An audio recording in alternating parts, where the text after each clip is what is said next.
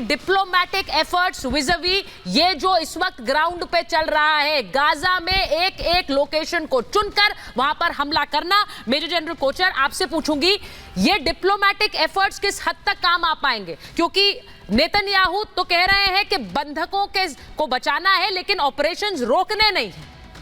देखिए, जो एक पॉलिटिकल एम और मिलिट्री एम के साथ नेतन्याहू निकले हैं, वो है कि गाजा में हमास को ख़त्म करना है। तो आप चाहे जितनी डिप्लोमेटिक एफर्ट्स आपकी चलती रहेंगी, वो बेसिकली ह्यूमैनिटेरियन है।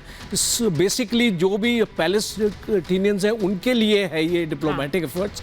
बट जहाँ तक मिलिट्री एफर्ट्स हैं उसमें इजराइल की जो फौज है उसके ऊपर कोई रुकावट नहीं आने वाली है और कोई इस पे फर्क नहीं पड़ने वाला है। उनकी टेम्पो ऑफ ऑपरेशंस आप देखेंगे, जो टेम्पो ऑफ ऑपरेशंस चल रहा है और जिस हिसाब से ग्राउंड ऑफेंसिव की तैयारी हो रही है उसमें कोई भी डिले नहीं है। देखिए, एक फौज को मोबिलाइज करना और 3 लाख से 3.5 लाख सोल्जर्स को मोबिलाइज करना, उसमें टाइम लगता है। वो एक बिल्कुल इमीडिएट मोबिलाइजेशन नहीं हो सकती है और कोई भी फौज इसमें अपना टाइम लेती है, 5-6 दिन लेती है। और इसीलिए इजराइल ने भी ये 5-6 दिन लिए हैं। आज उसकी पूरी मोबिलाइजेशन हो चुकी है। उसके जो टैंक्स हैं, उनके जो गन्स हैं, और जो आप लेज़र बीम की बात करते हैं और आयरन बीम की बात करते हैं, तो ये सारे आधुनिक वेपन्स हैं आज इजराइल की फ़ौज के पास। आज वो रेडी हैं, एक स्टेट ऑफ रेडीनेस पे आ चुके हैं। और इसीलिए एक सर उनके जो हथियार हैं उन पर कभी भी सर कोई संदेह नहीं था। इजराइल लगातार अपने हथियार डेवलप कर रहा है। वो देश है जो दूसरे देशों को हथियार देता रहा है, क्योंकि जब अस्तित्व की लड़ाई होती है कर्नल सिंह, तो ऐसे हथियार डेवलप किए जाते हैं और इसीलिए दूसरे देशों को दिया जाते हैं। एक बार हम जरा वॉल पर चलेंगे, आयरन बीम की तस्वीरें दीजिए जरा हमें।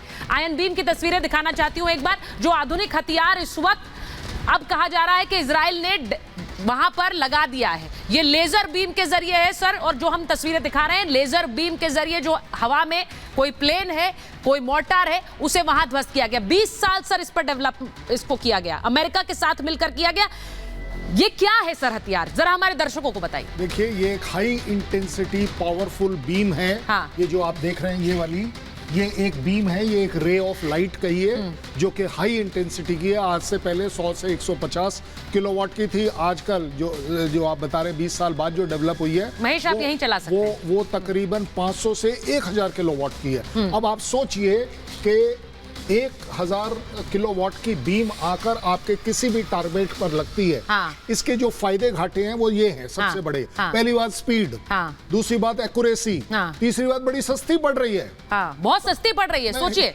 हाँ, बिकॉज आप ये जो एक बीम वर्सेस इंटरसेप्टर आप लेते हैं, हाँ। तो मैं कहता हूं तकरीबन आप कह सकते हैं 1/10 कॉस्ट पर आ रही है वो अपने आप में। And then the accuracy of strike, मतलब कोई भी प्लेन अगर आ रहा है आप उस पर निशाना साधते हैं, ये लेजर बीम अपने आप एक्यूरेट निशाना साधती है। नॉट ओनली दैट, साइमल्टेनियसली कई बीम चल सकती है। अगर सपोज कर लीजिए कि हमास ने 100 रॉकेट दाग दिए, तो ये 100 को ले पाएगी, ये 100 को ले पाती है अगर आपने दाग दिए। इसकी जो लिमिटेशन है वो कम है, दैट मींस इसका जो रेंज, जो अवेलेबिलिटी है, ये 1 बीम है, 2 है, 3 है, जो भी है जो।